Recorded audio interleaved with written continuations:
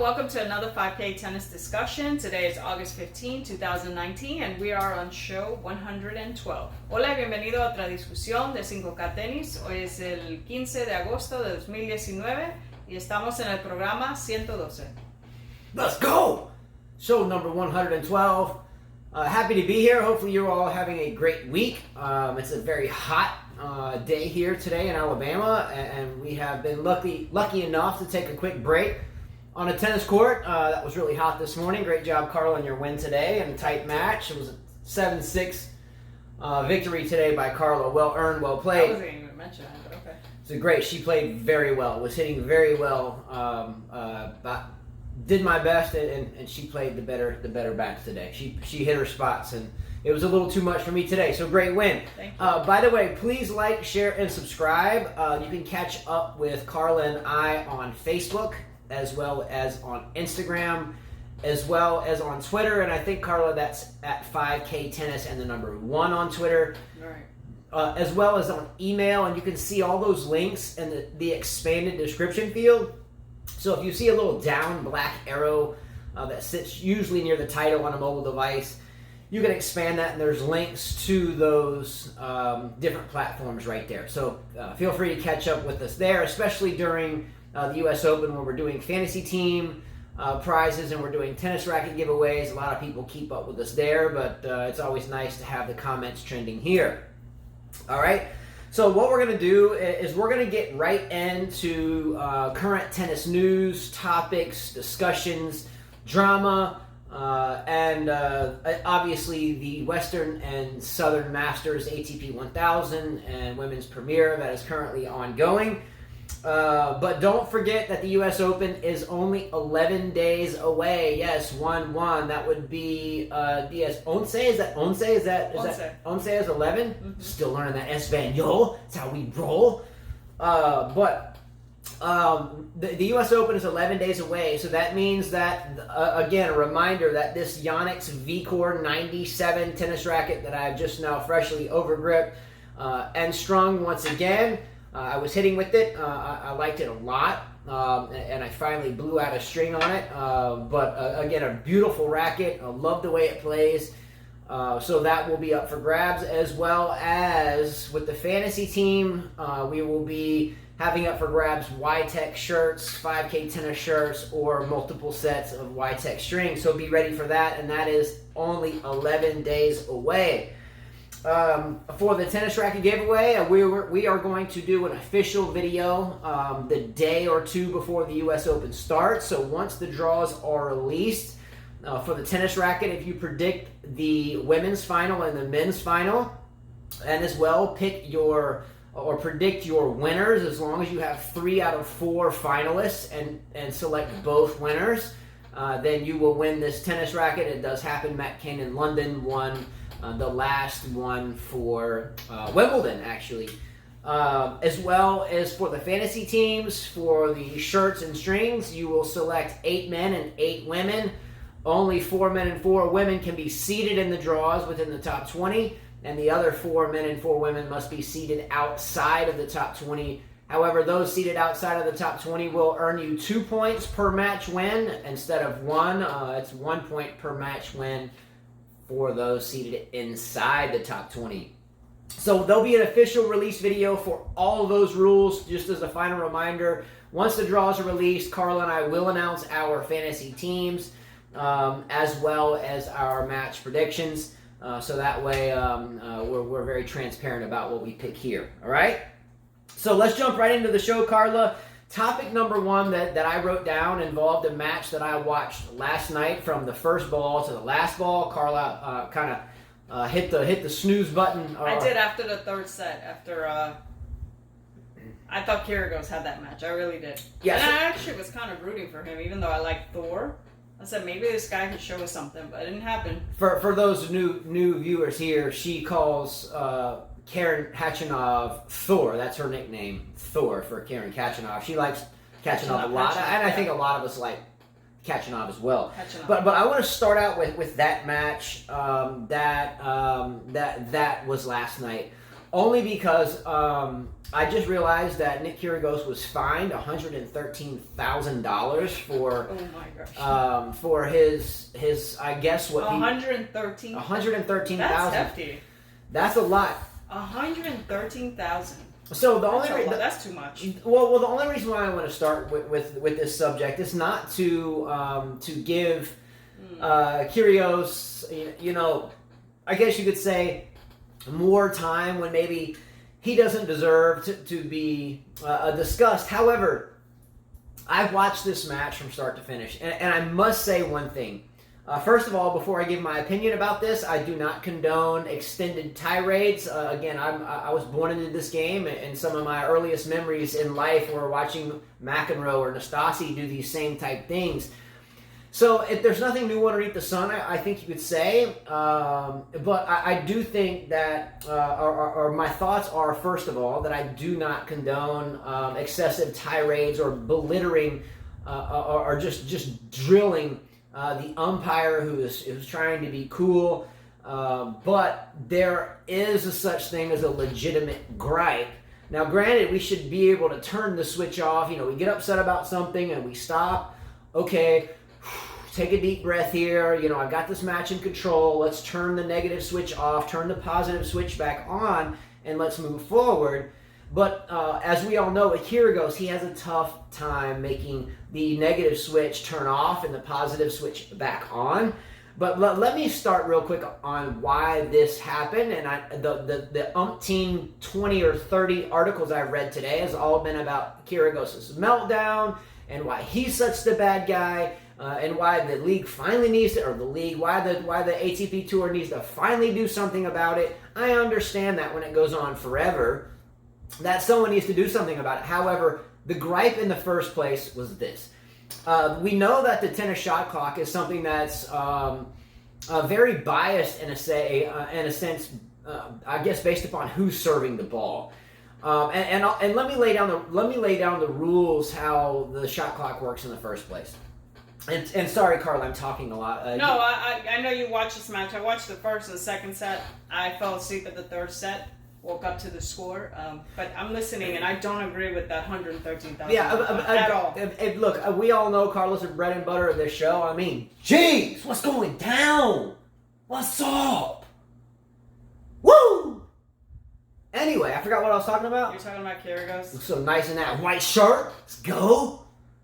But how the shot clock, in a sense, works is once a point is finished, and once the crowd stops applauding or whatnot, or moving around, yay, great point from the crowd, the umpire calls the score. 15 love, 15 all, 30-15, 30 all, deuce, whatever. Okay, add in, add out.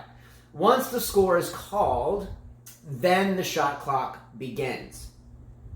The problem last night, and you can even ask the fans that were standing by, or that were sitting behind Kyrgios, opposing sides of the court. They obviously change sides, every odd game after the first one.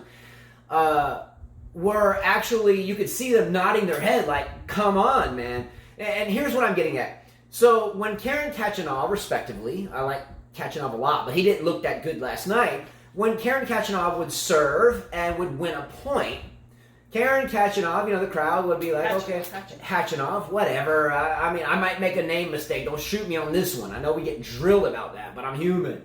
I'm not a supercomputer, and even Alexa makes mistakes, right? Or who's the other one? The IBM dude. What's his name? Mm-hmm. Whatever. I'm human, so pardon my name mispronunciations, if you will. But Khachanov didn't look necessarily great, but Khachanov would serve. Boom, follow it up. Bam, win the point. Khachanov would proceed to go get his towel and the balls, and the crowd wasn't that loud anyway, and the umpire about 4 or 5 seconds after that would say 15 all. Okay, then the shot clock starts. Now, if you're serving, which by the way, you can't ever tell me that Nick Kyrgios serves slow anyway. He's like the fastest one on tour. He's like second ball, boom. Here's second ball, boom. Next point, boom. Mm-hmm.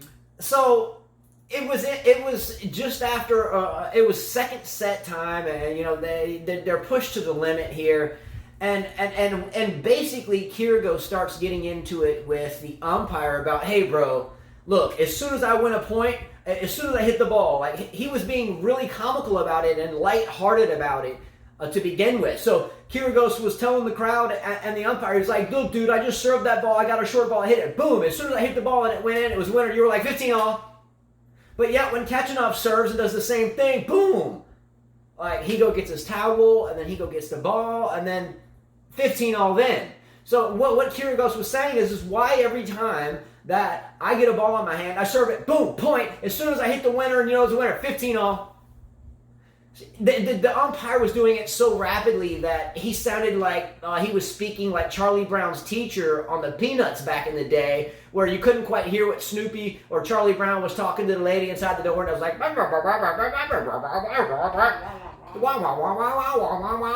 he sounded like the Peanut Man. He called him Potato Guy, and no disrespect to the judge, even though he sounded like Wawrinka saying first serve. Second serve. So the guy must have been. That's good. The guy must have been in Switzerland because the ref sounded just like, if you hear Wawrinka talk, I love Wawrinka. Let's go. Me too. But he did look a little rusty versus Dimitrov. But Wawrinka, when he gives interviews, he's like, well, the first serve, and I like this guy. And first serve, I really didn't, I don't know first serve went in, but Yeah. That's how Wawrinka talks.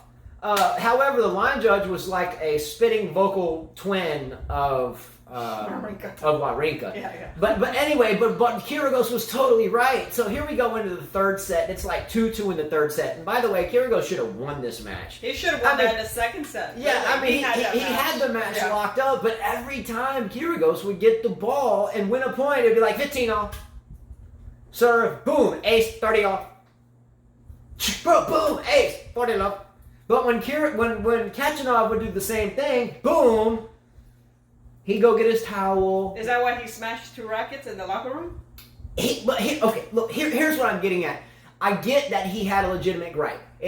Don't shoot me, but Kyrgios had a legitimate gripe. However, did he have the legitimate gripe to rant on forever and ever and ever? No, but they made an example of him. They were after him because they even had the umpire and they had someone sitting in the stands watching him. So they were out to get him. They were watching him really closely. They were just waiting for him to break, and he did. Yeah, I mean, there was a supervisor in the stands simply because he was playing, and I think that's a little pushy because he's just another dude. They're making an example. He's behaved so bad through his whole career that it finally caught up with him. I think Wayne and Chia said this is karma for what he's done. Yeah, yes and no. I don't agree with that. Can you tell me that the Nastasis and the McEnroes, or even sometimes Jimmy Connors, weren't equally as bad or worse? Yes. They didn't deserve that fine. Look, sometimes when McEnroe would approach the stage, are you effing blind?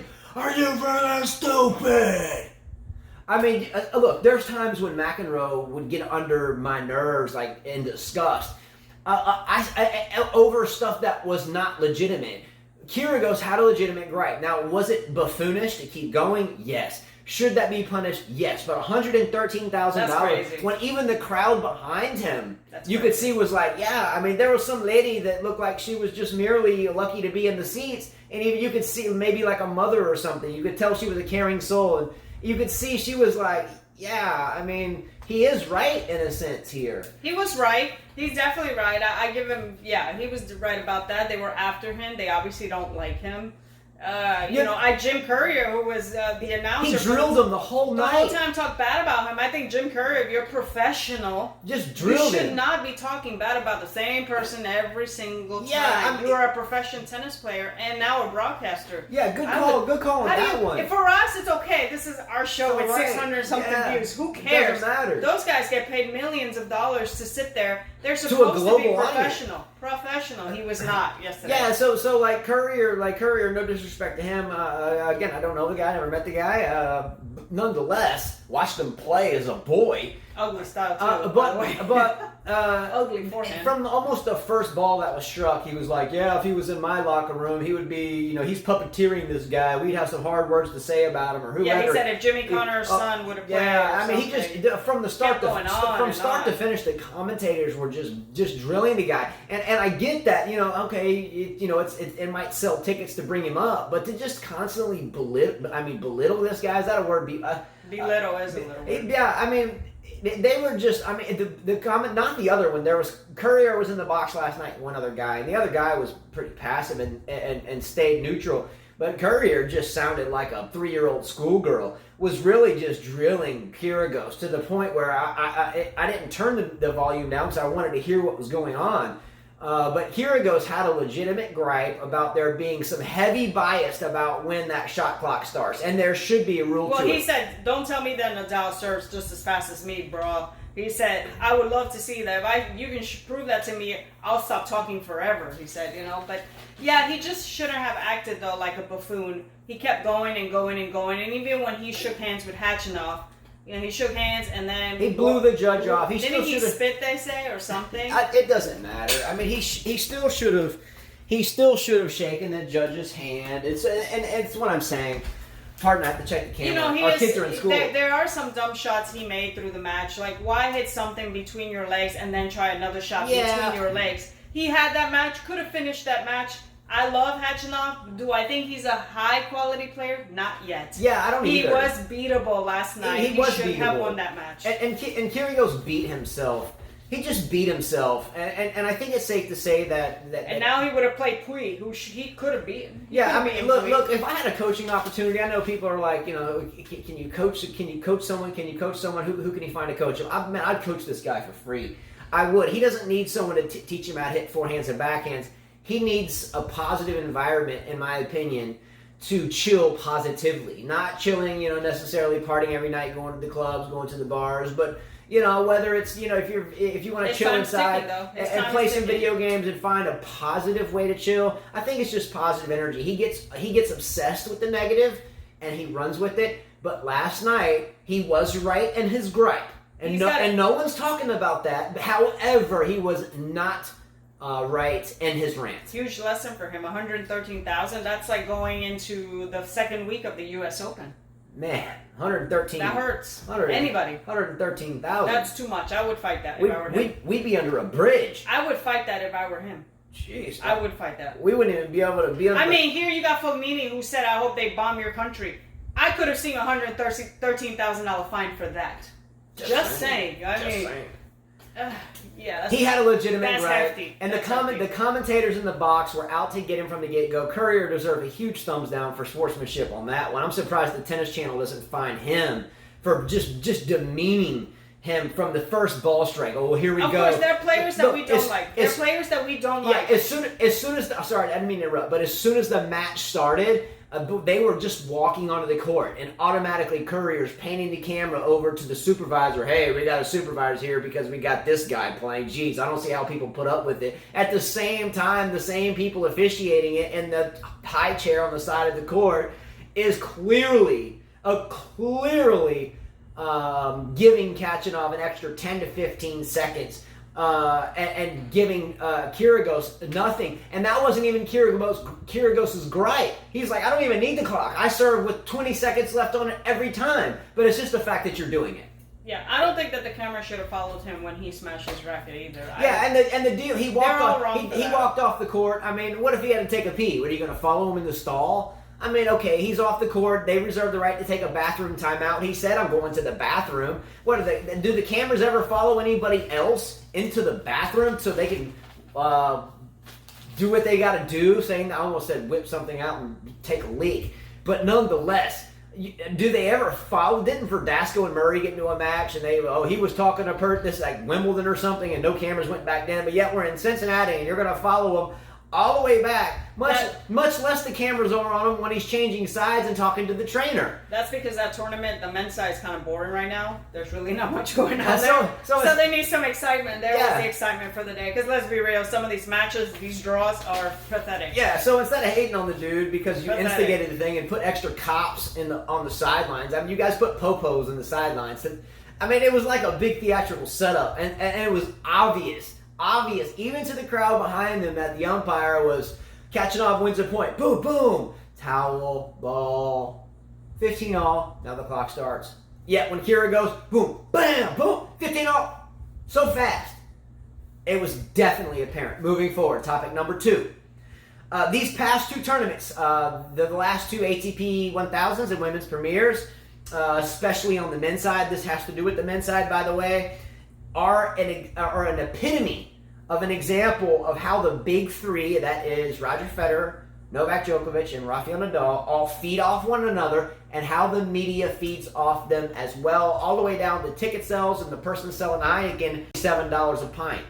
And I'm not kidding. I was at the U.S. Open in 07 and 08, and I was buying one little chicken sandwich because I like to try to eat healthy, the grill type for like $12, and a small thing I like water for like $4.50. Just saying, I'm still hungry. You should Real have gotten hungry. out, Shoot. taking number 7 subway, Straight. gone to Main Street, Let's roll. get down and go one of the places there. Shoot. Would have been a lot cheaper. Actually, Make that whole trip. where I stayed, you would go out of the back side of the U.S. Open, and you would go across this long walkway, and there was like all these subways underneath you, and you could see the uncovered Arthur Ashe Stadium back then, like way across the way, and you would come out. And then if you went across like a highway or a city street, Shea Stadium was like right there. I know that. I Boom. trained there. I did that ride every weekend. Yeah. I know that. And I know. so because the You could have taken the 7 train to Main Street. I'm telling you. because the crosswalk was like chained in on the other side of the highway, you had to walk across right there, and you would go inside these like chain link fence, and you'd walk down the chain link fence and come down the other side, and Shea Stadium right there was like being demolished or under Yeah, construction it's or something like demolished, that. yeah. And then our hotel, I think it was a Best Western, like was sitting right there, and that's where all of us were. Anyway, but this is an example of the importance right now in tennis for having Rafael Nadal, Novak Djokovic, and Roger Federer. Number 1, the last tournament that was played, the men's side, was in Montreal, and that is the Rogers Cup, which is the 3rd oldest tournament in all of tennis. Yeah. The 3rd oldest in all of tennis, including the majors. There was no Federer, there was no Djokovic. Nadal won relatively easily, and it was Carla and I and all of our 5 kids here, again 5K tennis, hence the name, bleed tennis. When there's tournaments on, we are on it. If we're on the court teaching, we have kind of like we go to that tournament's app and play it in the background and get everybody involved, not only in playing it but studying it, being a student and a fan of the game at the highest levels. Right, that's what we do. But our app wasn't even on then, and I'm using us as an example.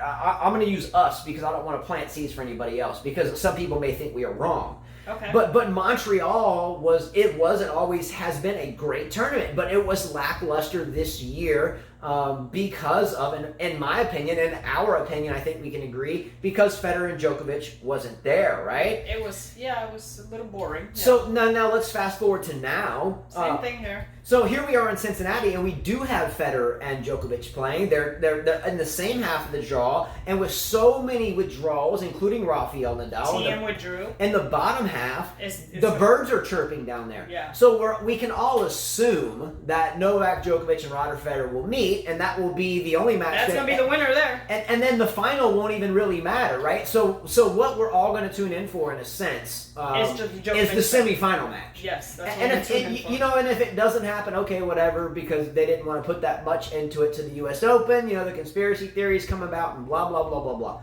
So Nadal's gone, therefore there's no one on the other side of the draw, even though somehow they always shift, over time. It used to be Nadal and Djokovic would be in the same half of the draw, and Federer would be down low, and now it's kind of shifted in a sense.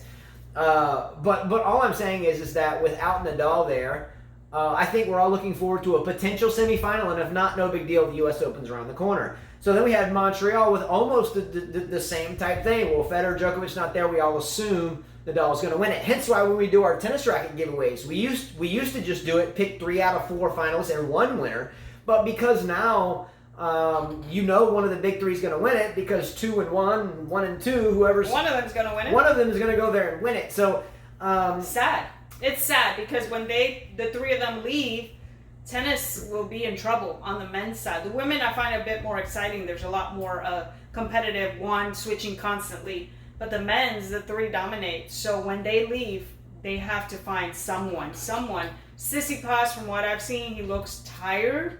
I'm not sure he's ready for that now. And Felix Auger-Aliassime is just losing it and they're starting to lose a couple matches. I think he's playing too much tennis. They've both been playing a lot. They've been playing way too much. And Felix, TM withdrew, injury, who knows? I mean, you Khachanov, not consistent enough. Shapovalov wins one match, loses the next. Medvedev can't do anything against the top three.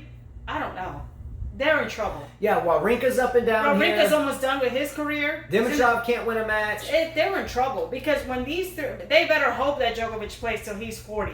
They better hope Nadal makes it to like 36. I don't know. Yeah, who's gonna challenge either of these three? Riley Opelka? No one. Opelka? Rublev? Is Rublev gonna do it? Is Carreno Busta gonna do it? I mean, what are you going to have someone on the outside looking in? Nishikori can't even get his stuff together. What is Milos Raonic going to do something? No, he's almost done. So you have to begin to ask yourself, besides these big three, who really do you have? You have a lot there, but you said it perfectly. Tsitsipas, shaky. He looks burned out. He looks burned out. He needs a break. A lot of matches. Felix Auger, same thing. Looks a bit burned out to me. Yeah. I would love to see the match count of both Tsitsipas and as well as Felix Auger. You got Coric, injury. He's not even playing the next tournament. He withdrew from that one. It's like... I think Coric will be okay, though. I think Coric will move forward. This is exactly why I think Coric and the likes... He just lost to Opelka. I understand that. I do understand that a lot. 3 out of 5 sets, though. The 7-footer versus a much shorter. Yeah, I get that. I would still go with Coric. He's 3 out of 5. losing a lot of matches lately. But Tsitsipas and Basilashvili, the Georgian player, the only reason why I like them late in the season is because generally they're pretty safe with their bodies throughout the season, at least have been. I know Borna Coric, I think, is due for a deep run at a major, and I think Basilashvili this late in the year. Look, someone like Basilashvili can go deep into the U.S. Open depending upon how his draw unfolds. If he meets Djokovic in the 3rd round, it's over. If he meets Federer and Nadal in the 3rd or 4th round, it's over. But if someone like Basilashvili, maybe or a Tsitsipas, that can be their biggest opponent moving into the quarterfinals. That would be a primrose path for someone like Coric, Basilashvili, or Tsitsipas. But unfortunately, you have the big three scattered in there, and once they meet you, it's generally the end result. Yeah, I mean, you guys, Zverev, who lost to Kecmanovic, who had 20 double faults in his match. He's just lost in the world. You don't have anything going on for the men's side right now. Yeah, I think it's safe to say that tennis will be hurting for ticket sales. Money-wise, financial, they will be hurting. When the big three leave, yeah, big okay? Topic, I didn't realize this has been a pretty good active show, so let's go topic number 3. Cincinnati, the Western and Southern Open, by the way, one of our very good family friends that lives in Cincinnati, Dave Rains. What's up, Dave Rains? I think he did a video shoot for us earlier there. Yes, Espanol. Dave Rains will be coming down to visit for the 4th time. Yeah, 4th or 5th time. A 5th time at the end of August during the U.S. Open time. So Dave Rains, he will be on the show. He'll be on the show. Yeah. So look forward to having him here. Practice your Spanish because I'm going to test you, Dave. I'm going to test you. I'm going to make him say something in Spanish. All right, let's do Cincinnati relatively quickly. As we just said, there's not a ton of action there. The women's side's pretty nice. We'll go on the women's side. We had some good matches. We had Sakari in round 32 who beat Kvitova in 3 sets.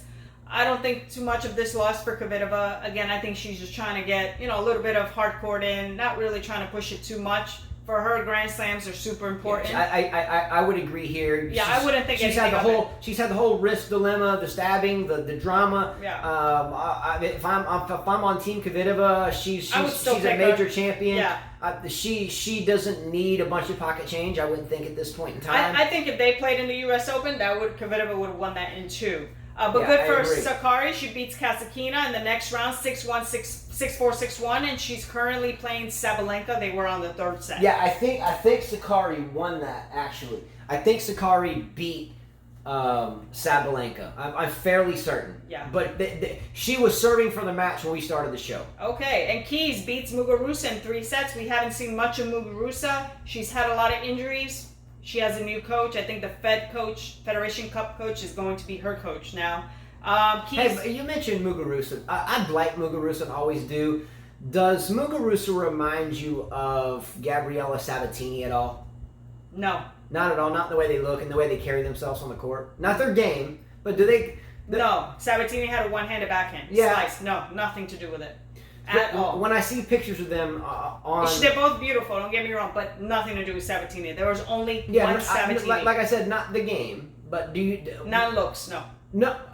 How they carry themselves on the court. Every time I see a picture of Muguruza, she always tends to have a book in her hand and a tennis racket and white attire on the practice court. Maybe. When I see Sabatini to this very day, I think we keep up with Sabatini to this day. Yeah, maybe. When we see Gabriela Sabatini, who we named our daughter after, by the way. Gabriela, that's our 7-year-old, our 4th youngest child out of 5.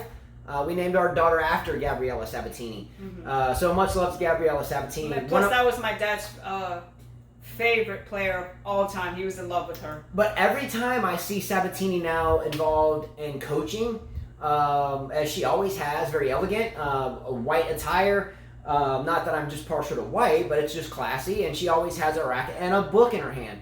And I seem to see Garbine Muguruza in the same way. When I said it right.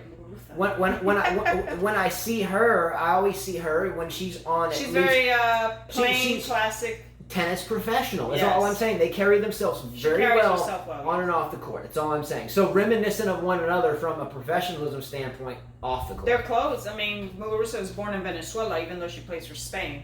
So Argentina, Venezuela, pretty close. Americans, let's go. They're both South Americans. Keys. Let's go, Gabriela. Keys beats I think I said this wrong. It says Sakari beat Kasatkina, but it was actually Keys who beat Kasatkina 6-4, 6-1. And Keys will actually be playing her next match. I'm not sure. I didn't write that down. Sorry, guys. You did fine. Look, I wrote it down. This week here. I'm not sure who's Keys playing. This week, our 5 kids went back to school. Actually, we have our one youngest. But adapting to that, still teaching. We've had a lot of rackets on the stringer. So it's definitely been a busy week this week. We wanted to do a show a couple of days ago. We do have daily shows upcoming for the U.S. Open, so get ready for that. But it's been a busy week, and you were writing your butt off, so much love to you. Okay, well, Venus beats Kiki Bertens, which was a good match for her. We actually watched that match. It was I said good for Venus. We saw some of her old vintage ways. And then Venus will play Bekic in the next round. Bekic did beat Azarenka once again, and that will be a tough match for her. That will be a tough match. I'm a big Serena fan. I'm a big Venus fan. That we're from the same area of the world, at least where we were all from or born. But I'm going to give that match to Bekic. I'm going to give it to Bekic. I think Kontaveit beats Kerber in round of 64 in 2 sets. What's going on with Kerber? Kerber can't seem to get through a first round. Do you think she's conserving her energy for the U.S. Open? No. Or is she having a tough year? I think she might be having a tough year. This isn't the first time Kerber's had some bad results. Here's a kind of a semi-poll question in a way. Mm-hmm. Carla and all of you, would any of you pick Angelique Kerber on your fantasy team for the U.S. Open to pick with there being a prize on the line and a nice prize? Would you pick her? Not me. I didn't pick her for Wimbledon, and she did go out in the first round as well. It seems like she's been just a little bit slower off the step. It seems like her footwork is just a little slow. We know she's the lefty. She doesn't always play defensively, but it seems like this year she's been playing a lot of defense. She's always been able to mix it up, change it up, take the offense, play defense, run the ball down, and then dictate points. It seems like this year she's been doing a lot of running and hitting a little bit shorter. Short, yeah. But that's just from my perspective. Coaches feel free to antagonize or to agree or to disagree. But it seems like this year Kerber has been a step or maybe a millisecond slow and causing her to hit the ball late off the back foot a little bit, kind of like Sakari. So I think Kerber's been a kind of Sakari-ish in her delivery. I still would pick Kerber over Sakari is on my fantasy team for the U.S. Open. Oh, same here. But I don't think I would pick either one of them. Oh, I was about to say Keys plays Halep. That's a tough match. I had it over here. That's going to be a tough match for Keys, by the way. Well, I think Halep will be mindful if this match gets tight about what she wants to expend 11 days before the U.S. Open, where there are no buys, and she will be digging deep for $2.5 million. So there becomes, and it depends on how hot it is in Cincinnati too. I know here in It's Alabama, been very hot, actually, it's been like 110-degree heat index. When we played this morning, I swear I changed my shirt twice and was able to wring sweat out like a wet sponge and couldn't even get the shirt off. She had to help me. But I think that with the heat in Cincinnati, you have to look at recovery time. If it's too hot, do I want to push it too hard? That becomes a team and physio joint decision as a team. I don't know how Halep can dig that deep and still have 100% certainty that her body can dig that deep again in another very hot area of the country this time of year in New York City. Well, if Halep plays like she did in Wimbledon, she should have no problem with Keys. Agreed. Keys is a one-dimensional player. So, Agreed. I mean, good for Keys for getting that far. Yeah, and generally Keys doesn't run people left and right and left. Generally, she's She'll one miss two. after. She'll miss after two. Yeah, she wants 3 or 4 shots. Give her 4 shots, you'll win the point. Kontaveit goes on to beat the youngster Swiatek, but falls today to Barty, and she had her chances with Barty in the second set and in the third set, but could not prevail.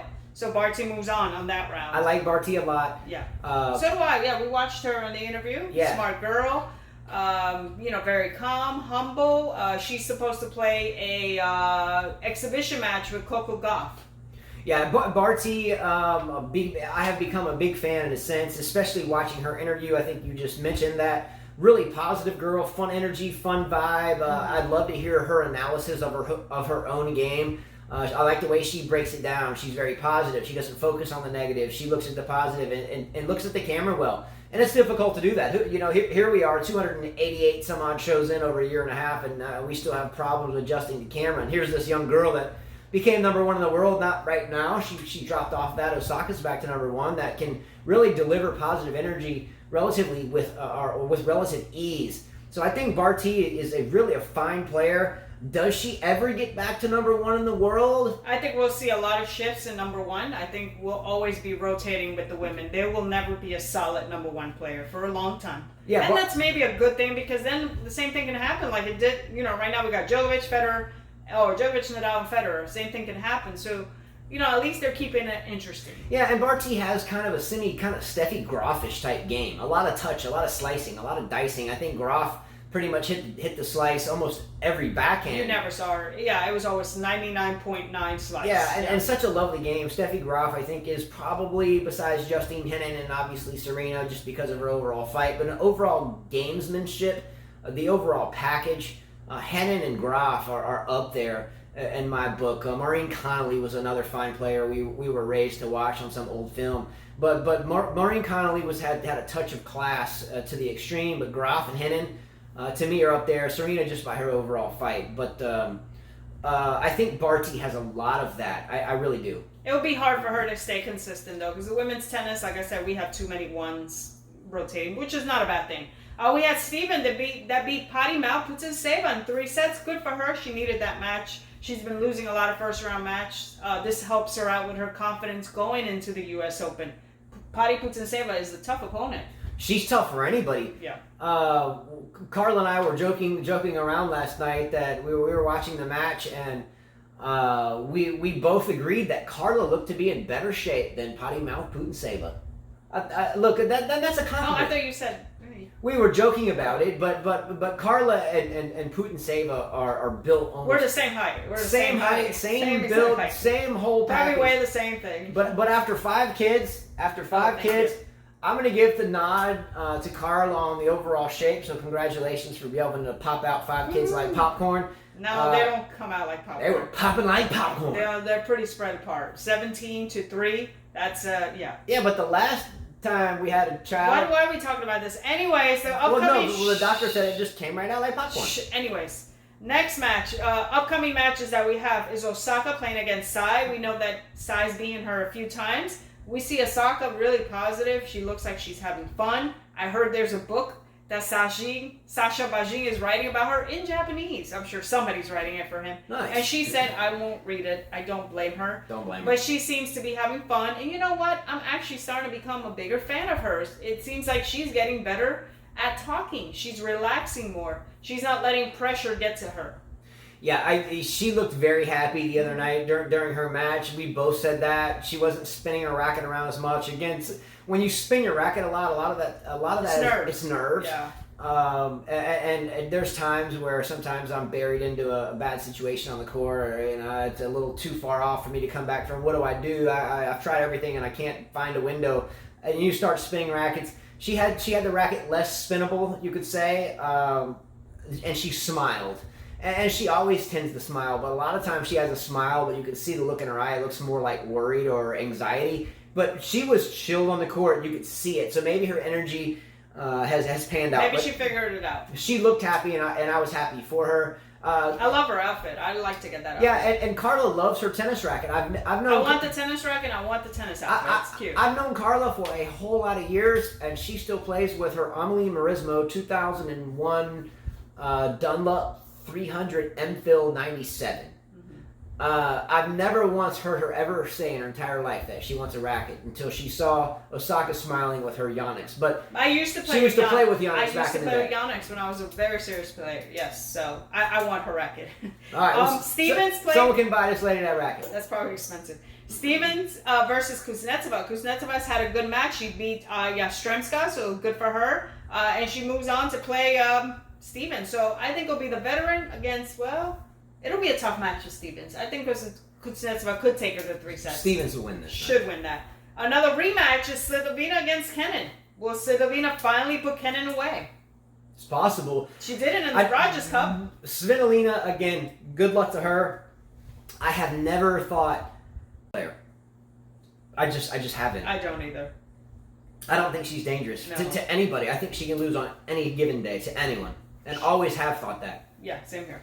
All right, let's go on to the men's. As we heard, Gasquet defeats Murray, which Murray now decides that he will not play the U.S. Open in singles. I mean, 6-4, 6-4 wasn't bad. A respectable match to be expected. We talked about this before. I figured that this tournament in Cincinnati would give him some, qualifier or something that he might easily beat for ticket sales, but they gave him Gasquet right off, and he was dismissed, but expected. Yeah, like we said, Kecmanovic beat Felix Auger-Aliassime 6-3, 6-3. Those two have faced off a lot. Two young guys, but like I said... No, that's Jiri that they faced off. This is Kecmanovic. But I think Felix has had too much tennis. He's played a lot. He needs to take a break to the U.S. Open.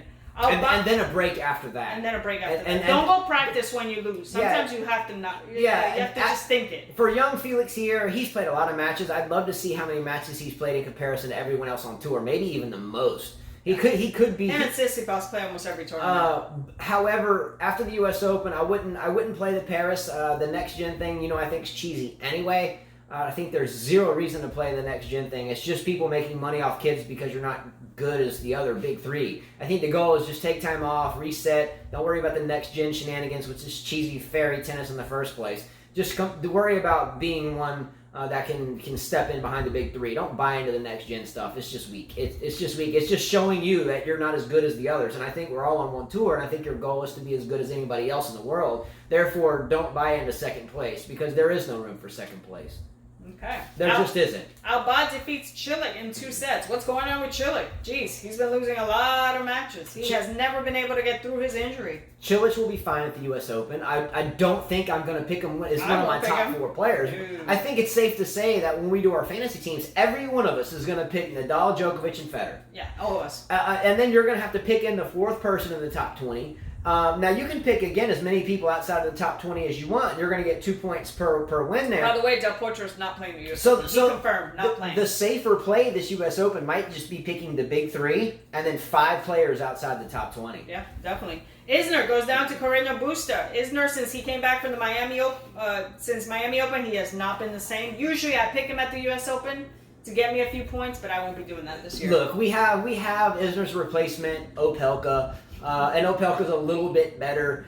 He can move a little bit better, but how long can a 7-foot frame move? And that's my only problem with Opelka. Much less what he's putting in his body, a whole bunch of Red Bulls all the time. I think this is bad for the body. Maybe he's just pretending to drink it out of the can and has water in it. But if that's his pre-match or post-match drink, then I think his health will fall relatively quickly. Again, 7-footers with the likes of, say, Kevin Durant or anybody, and much love. They get hurt pretty much quick. love to Kevin Durant and all the other 7-footers out there. I'm a big basketball fan, but sometimes that Achilles or other things that are on that long frame tend to rupture relatively quickly. We hope that doesn't happen. But I'm never going to bank on a 7-footer to go deep in 3 out of 5 sets. I'm just not. Agreed. Djokovic beats Query, which we expected. Federer beats Londero, which we expected. Batista Agut defeats Hurkacz. Did not expect that. Tiafoe beats Monfils. The hurt and injured Monfils. He hurt his ankle or something at the Rogers Cup. But he played this tournament, beat him. Monfils cost a lot of money, right, to that tournament. Yeah, a lot of money. Again, with all these withdrawals in this tournament, I'm surprised the tournament's able even to stay above water, giving out. They should find a player sometimes, all these pullouts. This tournament, this 10th tournament in Cincinnati, I'm assuming that there's a lot of sponsors that are upset about all the pullouts because again, they're going to be giving out another. Like in Montreal, they give out $1 million plus to Nadal. Whoever wins this tournament is going to get $1 million plus. Yeah, they get $1,114,225. Yeah, but on the women's side, they're going to get half as much, and it's going to be $544. half as much, and it's going to be twice as exciting. Yep. Great stats there on the prize. I was just looking. All right, so that's it. Wawrinka beats Dimitrov, which we talked about. Dimitrov looked a little bit different with his headband, and Rublev takes him out. Wawrinka looked like an old man. Struff. Jen-Leonard Struff. He's good. Beat Tsitsipas again. And Nishioka takes out Nishikori. Nishikori, what's going on? Look, and takes out Di Minor in the next round. Who was it the last tournament that chose Nishioka on his fantasy team? Casper from Poland? It was Casper. Nishioka's a feisty little player. He's just a younger version of Nishikori. Nishikori didn't have his day. And shorter. There's a fact. The fact is that Nishikori... has, like Svitolina, has never been a dangerous player to me, ever. Boring. A good player, fun to watch. No, not for me. But, I mean, besides being 5 sets guaranteed and a long push fest in a sense a lot of the time, just never been a dangerous player. Nishioka's fun, he's kind of fun to watch, but, at the end of the day, I've had enough after the first game or two.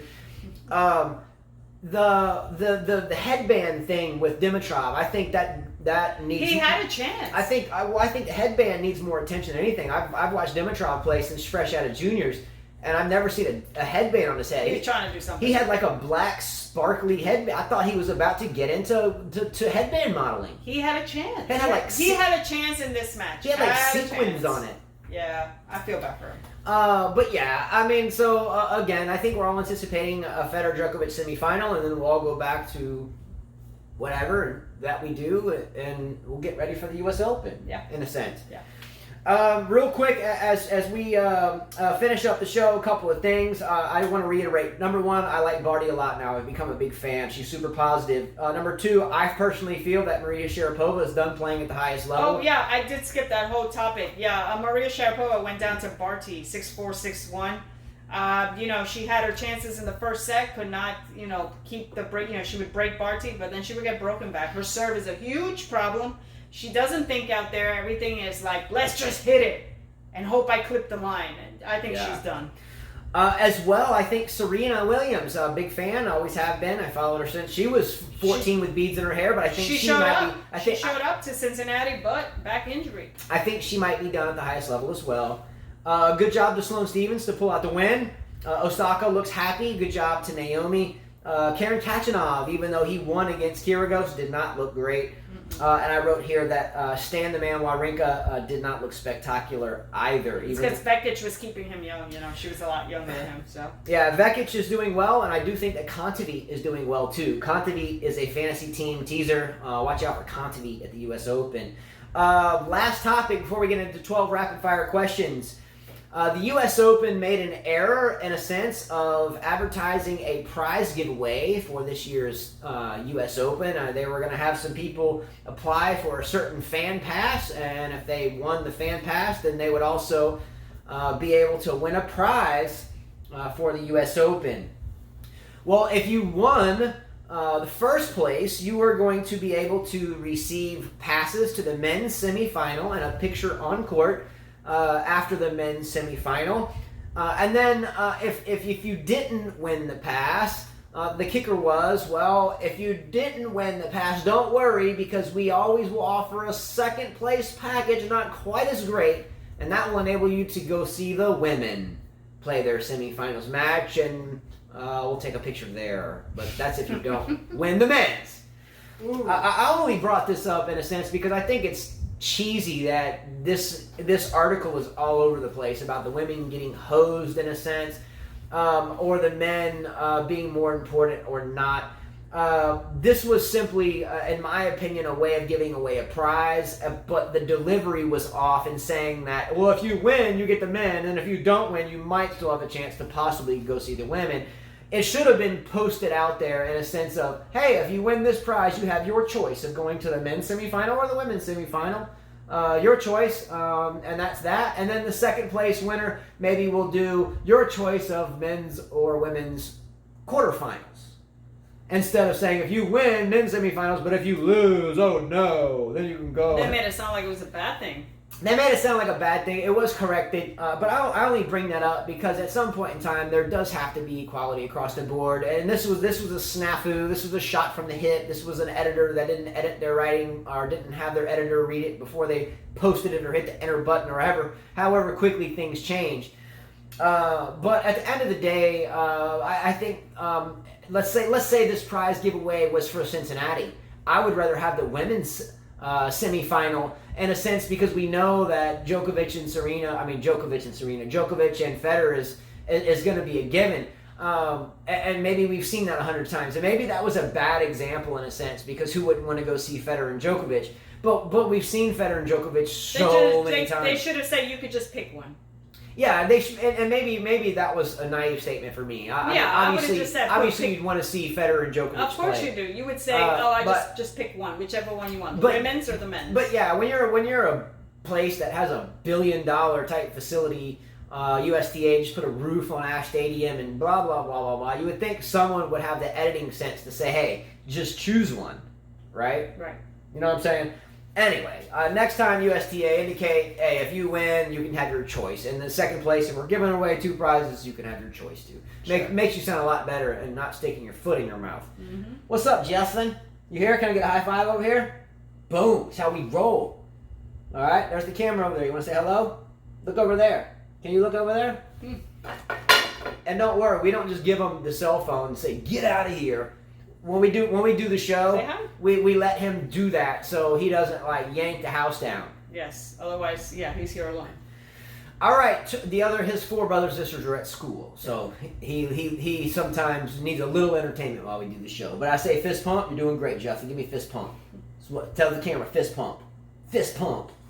Oh, you were playing. He's a good tennis player too, by the way. You were playing with the cat. I guess. All right, 12 rapid fire questions. Here we go. How this works? I'm going to ask 12 questions. You must answer them quickly. Carla knows this. She has not seen these questions. If you're new to the channel, just type the questions if you have your keyboard in front of you or whatever. When you see them, hit yes, no. And when they come in, we kind of correspond it with the time because it shows us that. So it's meant to be fun. If you can't answer it, just say pass. Next question. Ready? 12 rapid fire questions. Here we go. Question number 1. Is Andy Murray now finally done with singles at the highest level? Yes. Question number 2. Did Nick Kyrgios have a legitimate gripe last night with the umpire during the Karen Khachanov match? Yes. Question number 3. True or false? Nick Kyrgios becomes wrapped up in negative on-court events to the point of obsessing over them, and he can never turn off the negative switch, creating a negative snowball effect. Yes. In other words, he gets into it. Yes, he does. It's like someone that gets wrapped up into a debate with someone on social media. It's like Carla does this. You're not debating with them, but she gets engulfed in these conversations, and I'm like, I get engulfed a lot. Yeah, no, I'm like, you don't even know this person. I don't even go back and forth. What are you even talking about? Well, what I'm getting at is Nick Kyrgios is going off on something continuously. He gets wrapped up in it and wrapped up. I don't get wrapped up in stuff like that. But I mean, and comically in a sense. But yeah. Well, you mean like not in positive things. No, but I'm not saying when you're talking to like Wayne Mchina or B Dog like in a friendly way. I'm saying when someone calls you a bleep bleep bleep. I delete it. I don't even go there. Yeah, not positive stuff. I'm not talking about positivity. Yes, you're saying negative I'm stuff. talking about let me clarify that. I understood it the first time. don't get wrapped up in negative things, especially when they don't even really matter. Not positive. It's always good to be positive. Get wrapped up in positivity. That's great. But not negativity. And Nick Kyrgios tends to do that. If he could just turn off the switch or find someone that can help him turn off that negative switch and flip the positive one back on, he might win a major.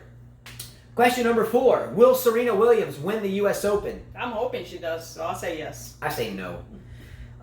Question number 5. Choose one of the following 2. Soup or salad? Salad. I agree. Well, sometimes soup's good. Depends on air temperature. Question number 6. Justin, can I get a fist pump and a high five? Give me that. How did you play good tennis today, Justin? Did you play good tennis today, Justin? All right. Choose one, soup or salad. She went salad. I went soup. Question number 6. The first word that comes to mind that begins with the letter S. S as in Sierra. Go. You were fixing to say shit, weren't you? No, I was thinking something else. Come on. Sun. Mine was gonna be strings because I like to string tennis racket. You were thinking shit. No, I wasn't. Oh, she's got a potty mouth. You think Putin Saban's got a potty mouth? Wait till you meet her. More like potty mouth Putin Carla. Oh, she said sex. She said sex. That's what came up to my. I was thinking shit. She thought sex, but I came out strings, and she came out with sun. Sun, sex, strings, and shit. All right, here we go. Question number 6. The first. Oh, I already wrote. That was my last question. Question number 7. The loudest screecher on the women's tour. Screecher is A. Sharapova, B. Alison Risk, C. Victoria Azarenka, or D. Other. I say Sharapova's got that. I'm going with Alison Risk now. She has taken over. Sharapova sounds like she's giving birth. You know that B-Dog02 said that they should do something about it at WTA. They should do something about the screeching before they have to do something about Kyrgios. Yeah. Because the screeching is going on way longer. Mm-hmm. Question number 8. If you had to compare the loudest women's screecher to something, choose one of the following. A locomotive stopping immediately, sparks flying, like a train going the track. There's like a cow on the track. They grind on the brakes. Sparks flying everywhere. That's A. B. Okay. I forgot what I wrote. Okay. B. Running one's own semi-long, thick, burly fingernails down a vintage chalkboard. C. 2 cats fighting to death in the woods. We play tennis and there's the woods behind. There's always these cats back there that fight. Yesterday she's like, man, is that Azarenka and Sharapova back there? Yeah. D. Someone being forced to gnaw their own arm off. I say the cat. Or E, in the last answer, someone that just sat on a hot stove bare butt on accident. I say the cats. Yeah, I'm going to go with the cats in the woods.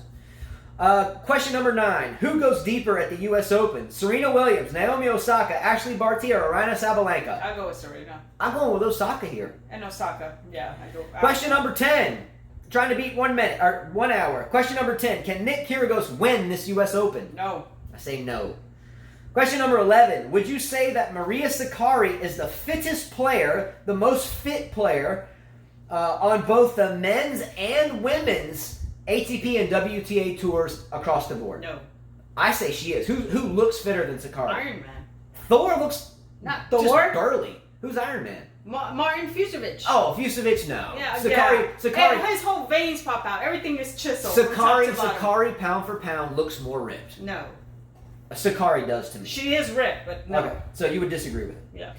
Question number 12. Is Bianca Andreescu a legitimate favorite to win the U.S. Open? No, not a legitimate favorite, no. I don't think so either. I think she'll make a quarterfinal, but I don't think she'll go farther. Yeah. All right, everyone, that's it. Much love to all of you. Thank you very much, as always, for watching. Remember, all thanks always goes to you. Kind of Djokovic-like. No. He went like this yesterday, right? And then he goes... And then he went like this, and then he went like this. I was like, oh, he added something new to it. I'll give you a salute, Usni style, so I'll give you salute. We'll go Usni. Okay, we'll go Usni. Blast myself in the face with my tennis racket, bleed down my face, salute you again. Okay, I almost knocked your eye out. But much love to all of you, and a big salute to all of you for watching. Without you, there is no us. Please like, share, and subscribe to our channel. Everyday shows will begin as soon as the draws are released for the U.S. Open. So get ready for that. Fantasy teams, get ready for those. Get ready for the tennis racket giveaway. That's going to be an exciting time. And since we're not doing a show tomorrow, happy birthday, early birthday to Yuri. Yuri Ross, what's up? Yes. Happy B-Day. Was that a Leo? What is it, August? He's a Leo, yes. A Leo? Yes. A lot of Augustos or Augustos around here. So thanks so much to all of you. We will see you soon. Next show in a couple days, surely as we get near the men's semis. And so forth, and then get ready for the non-stop shows to end the season for the U.S. Open, and we're going to be back next year. We will do random shows between the U.S. Open and the Australian, but we look forward to that, especially the U.S. Open upcoming. Thanks so much to YTEX Strings, Ivor Savage, for helping us with the prize giveaways. Until next time, Carl always says, Adios. Say bye, Justin. Yes, say bye-bye. Say bye-bye. Give me high fives. Bye. You got to look here. Say, give me high fives. Say bye-bye right there. Say bye-bye. All right, Justin.